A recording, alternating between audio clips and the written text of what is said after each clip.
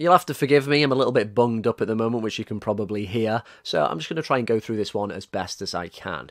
In boxing, there are a number of buzzwords and phrases that I think get used so often that they've basically lost all meaning and accuracy. One of the ones that's got to be right near the top of the offenders list is the word robbery. It seems like any time there's a close or even just a competitive fight in which there are vested interests, somebody always ends up yelling robbery, and it's pretty easy to get people to chant along with you. Now, in fairness, you do have to make allowances for the fact there is a degree of subjectivity in scoring a fight. There's no way around it, it's just how it is.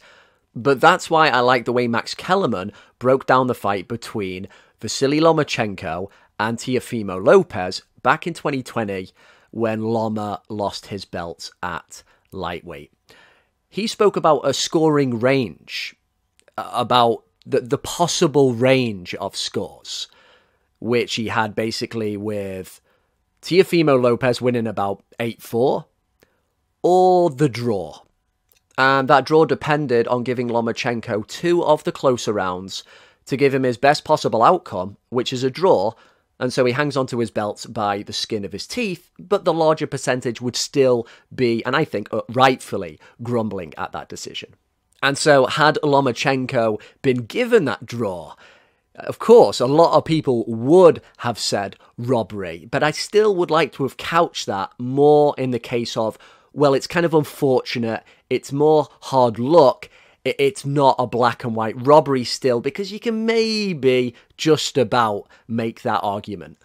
Now, a more recent controversial decision, ironically featuring Lomachenko again, was in his loss to Devin Haney last year in May.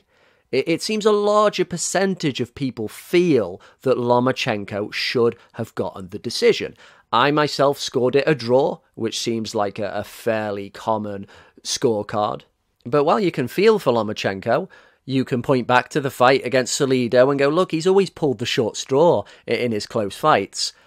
The fact is, that last round against Haney, most people give it to the American, including myself, and you feel that was just a window in which he needed to really stamp down his authority, to try and push it into that legitimate robbery territory, but he didn't quite do it.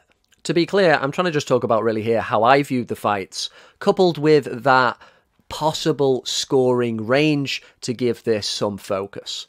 So while, for instance, we can all agree that Adelaide Bird's card of 118-110 for Canelo in the first Golovkin fight was truly an awful card, I can see the draw in that first fight.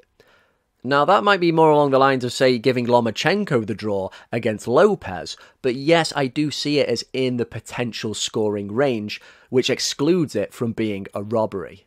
Yes, there may have been some corruption at work there. I mean, a pretty common thing with a lot of Canelo's scorecards, looking at Adelaide Bird's, but where we got to, the actual draw rendered, is not an abomination of a result. And so again, I chalk that up to, it's unfortunate, it's hard luck, but it's not a robbery.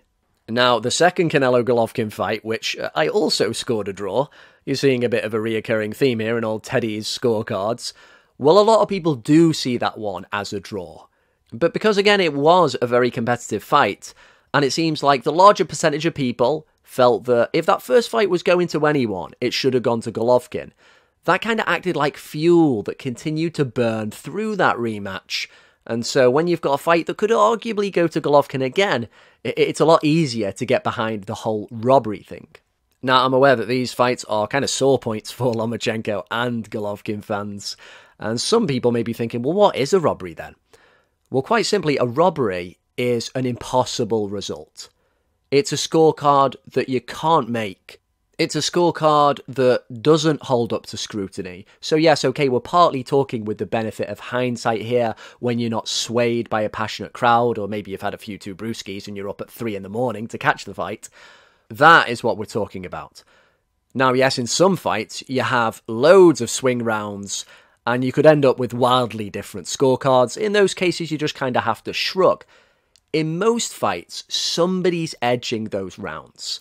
You tally them up with a clear head, with an unbiased heart, and you get the proper winner.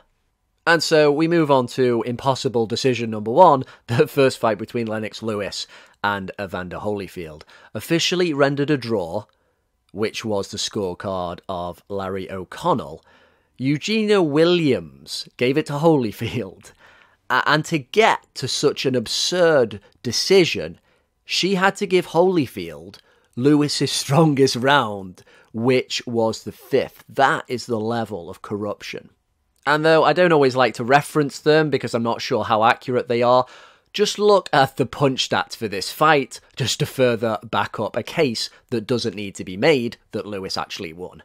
Impossible decision number 2, down at bantamweight, Emmanuel Rodriguez losing a split decision against Raymar Gaballo. There's just no way Gaballo won this fight. In terms of clean punching, it was night and day. Now, this is an interesting kind of fight in the sense that some people will say, oh, if you're fighting a little bit negatively, which some people accuse Rodriguez of doing later in the fight, then they almost talk as if that automatically marks you down. Let's get something straight. Unless the ref takes points off you, if another fighter is fighting at what you perceive as negative, it's just completely eliminating the other guy's output, and the negative guy is the only one landing, then he is the one that is winning. That is how it works. You hear, he was running, he was holding, he didn't do this enough, but you're not telling me why your guy won. You're only telling me why you're frustrated. And so this was really a fight in which Rodriguez probably won about 9-3, no more than 8-4, and I think 8-4 is what a scorecard that Gaballo got. Completely impossible. And so we move to impossible decision number 3, which is going to be the final one. Josh Taylor wins a split decision over Jack Catterall. This one rightfully got a lot of a negative press. If you just break it down like this, that Catterall at least won 6 rounds. One of them he scored a knockdown in, and Josh Taylor was also deducted a point. Now that's a minimum of what Catterall deserves. That is probably the minimum of the scoring range we were talking about. So it is an impossibility that Josh Taylor could be awarded this fight. Those 3 fights I just mentioned, legitimate robberies that pretty much everybody, I think, is going to agree with. So that even if we still have certain Lomachenko and Golovkin fans who still want to use that word for the decisions that they weren't happy with, I hope you can still at least see the difference between those fights and the ones I just listed. This, for me, is the key distinction and the real point of this video between unfortunate, pretty hard done by, and robbed. Continually using the word robbery when your favourite fighter didn't quite get a decision that could have gone either way just reduces the impact of the phrase and turns it into this cry of dissatisfaction. And you kind of do a disservice to those legitimate robberies where an impossible decision was reached. Now cue a load of Lomachenko and Golovkin fans who want to smash my head in. Spoons up.